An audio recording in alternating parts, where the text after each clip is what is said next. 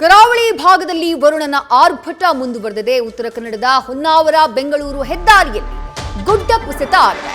ಹೊನ್ನಾವರದ ವರ್ಣಕೇರಿ ಬಳಿ ರಸ್ತೆ ಮೇಲೆ ಮರ ಬಿದ್ದು ಅವಾಂತರ ಸೃಷ್ಟಿಯಾಗಿತ್ತು. ಮರ ತೆರವುಗೊಳಿಸಿ ಸದ್ಯ ಒಂದು ಬದಿ ಸಂಚಾರಕ್ಕೆ ಅವಕಾಶವನ್ನ ಮಾಡಿಕೊಡಲಾಗಿದೆ. ಹಿಟಾಚಿ ಮೂಲಕ ಗುಡ್ಡದ ಮಣ್ಣನ್ನ ತೆರವು ಮಾಡುವಂತಹ ಕಾರ್ಯಾಚರಣೆ ನಡೀತಾ ಇದೆ. ಗೇರುಸೊಪ್ಪ, ಸಾಗರ, ಶಿವಮೊಗ್ಗ, ಬೆಂಗಳೂರು ಈ ಭಾಗದ ಸಂಚಾರಕ್ಕೆ ಸದ್ಯ ಅಡ್ಡಿಯಾಗಿದೆ. ಗುಡ್ಡ ಕುಸಿತದಿಂದಾಗಿ 3ಕ್ಕೂ ಅಧಿಕ ವಿದ್ಯುತ್ ಕಂಬಗಳಿಗೂ ಕೂಡ ಹಾನಿಯಾಗಿದೆ.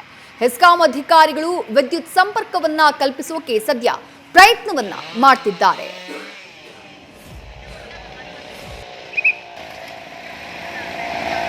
ವರುಣನ ಆರ್ಭಟಕ್ಕೆ ಕರಾವಳಿ ಭಾಗದಲ್ಲಿ ಬಹಳ ದೊಡ್ಡ ಪ್ರಮಾಣದಲ್ಲಿ ಅವಾಂತರಗಳಾಗ್ತಾ ಇವೆ. ಹಲವು ಮನೆಗಳು ಜಲಾವೃತವಾಗಿಬಿಟ್ಟಿದ್ದಾವೆ.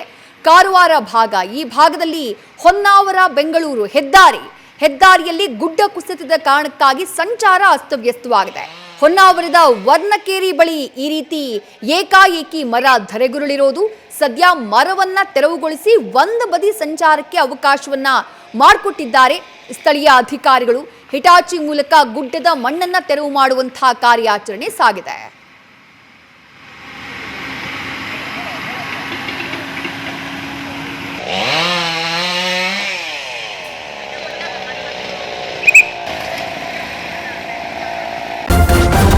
ನ್ಯೂಸ್ ಫಸ್ಟ್, ನಿರ್ಭೀತಿಯಿಂದ ನಿಮ್ಮ ಪರವಾಗಿ.